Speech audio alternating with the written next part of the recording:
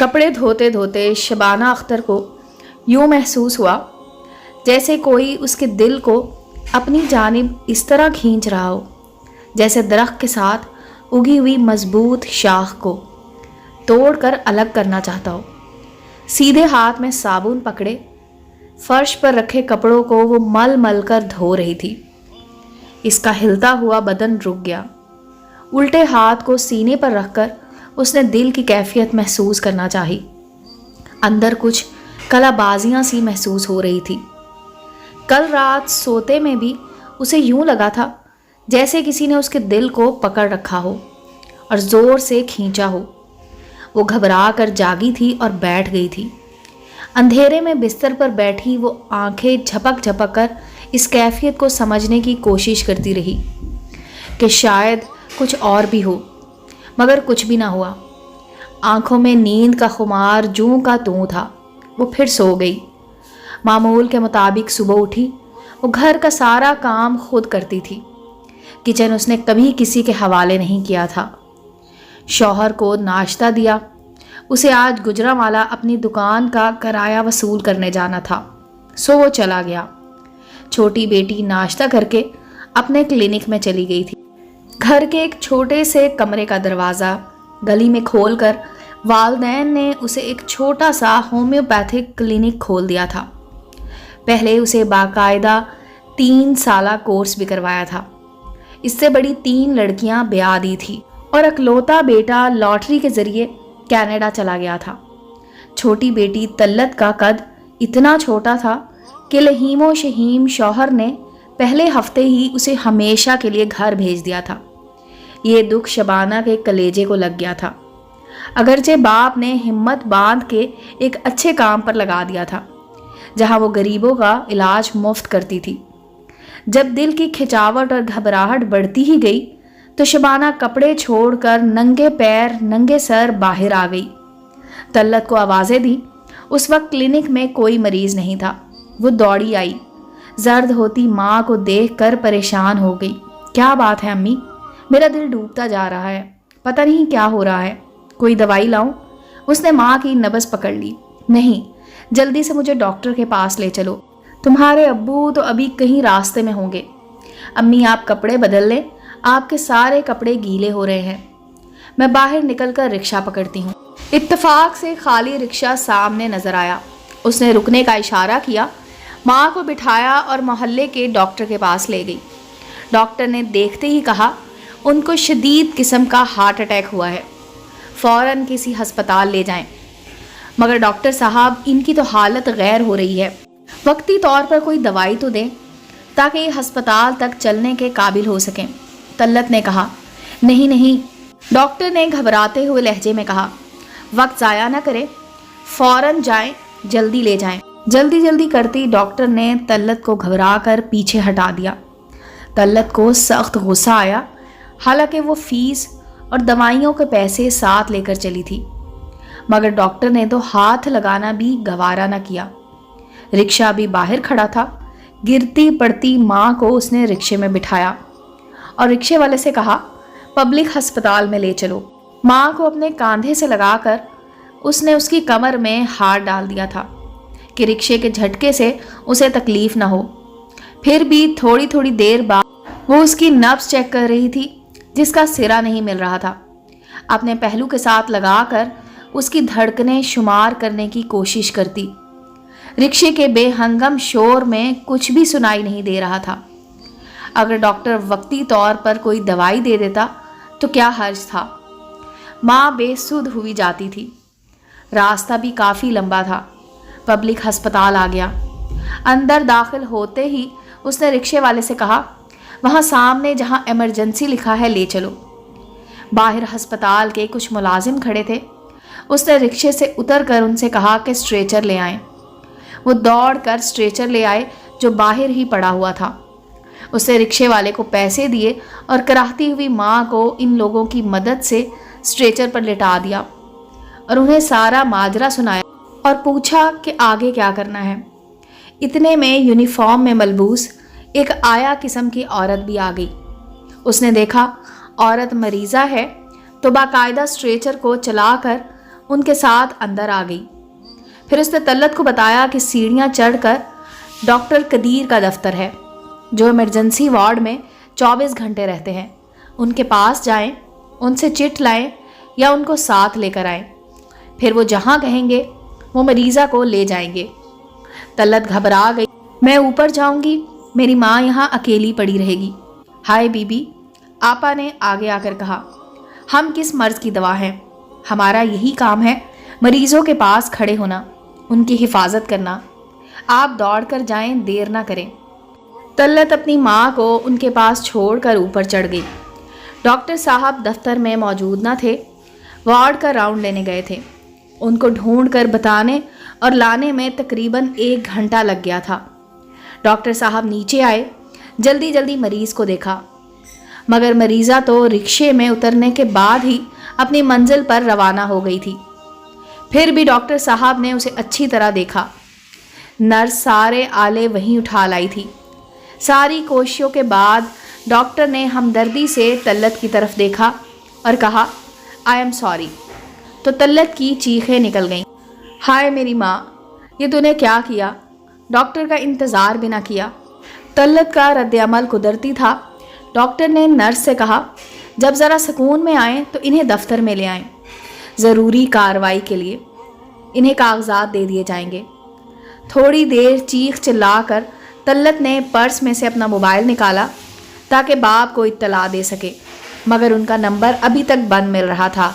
Nurse उसे साथ ले गई, कागजात बना कर दिए और एम्बुलेंस पर मैयत ले जाने की इजाज़त भी लिख कर दी।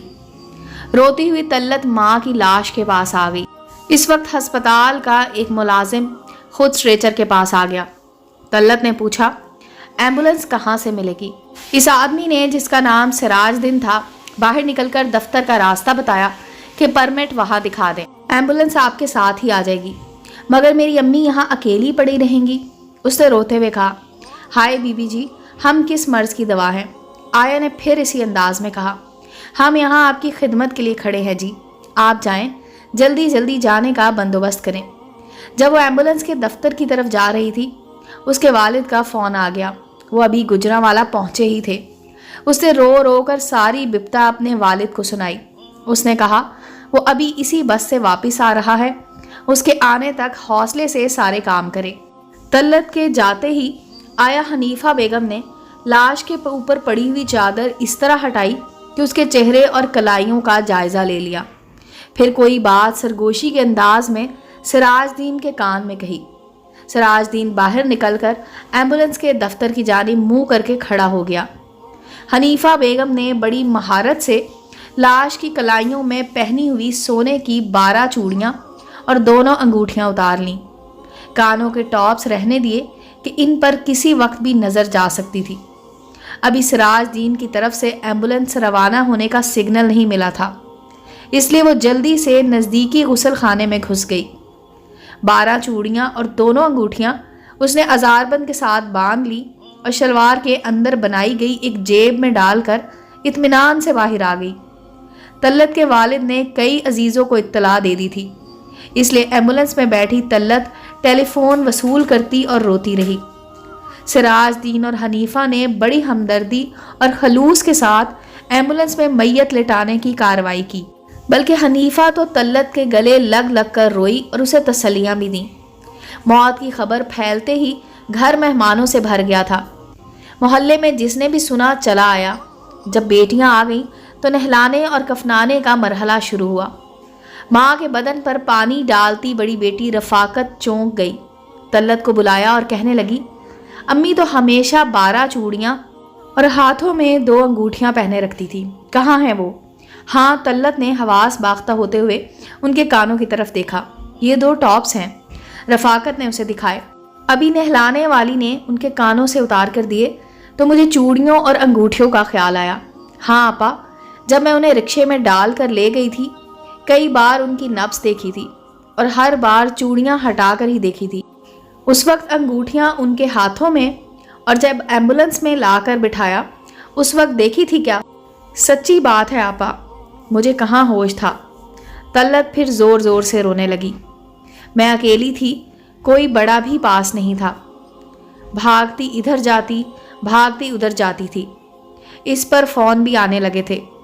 और कौन था मैयत के पास? हाँ, उसने दुपट्टे से आंखें साफ की। अस्पताल की एक आया थी जो वहाँ सफाई का काम करती है, और एक मददगार था। तल्लत ने सारी तफसील बहन को बताई।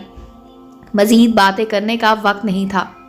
इस मरहले में हर काम का वक्त मुतय्यन होता है। मगर ये ज़रा सी तशवीश भरी खुसर फुसर सारे घर में फैल गई। हाय हाय, अस्पताल में किसी ने मैयत की चूड़ियाँ उतार लीं। तौबा तौबा, अस्तगफिरुल्लाह। सोएम के बाद दोनों बहनें रफ़ाकत और तल्लत अस्पताल चली गईं। इसी तरह रिक्शे में बैठकर सामने 2-3 मुलाजिम खड़े थे। तल्लत बहन को लेकर इस तरफ बढ़ी। सबको गौर से देखा। इनमें सिराज दीन को पहचान गई।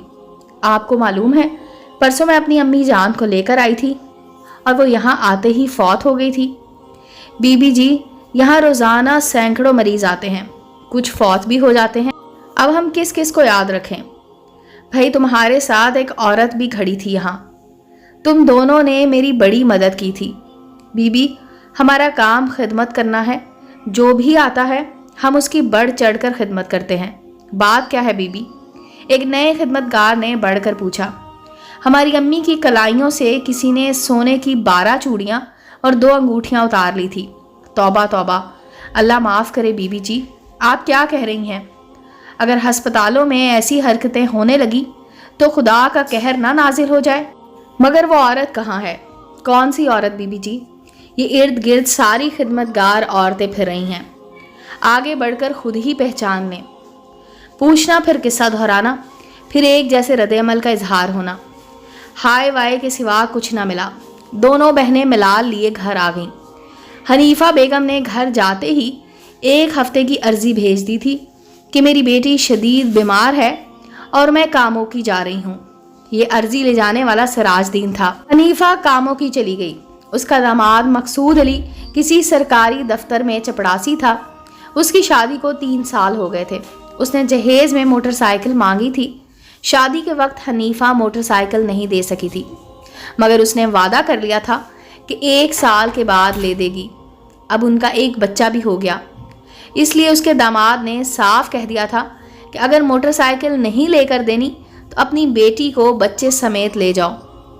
कामों की जाकर हनीफा ने अपने दामाद को बुलाया और चूड़ियाँ उसके सामने रखकर बोली, बेटा, यही मेरा जीना मरना है।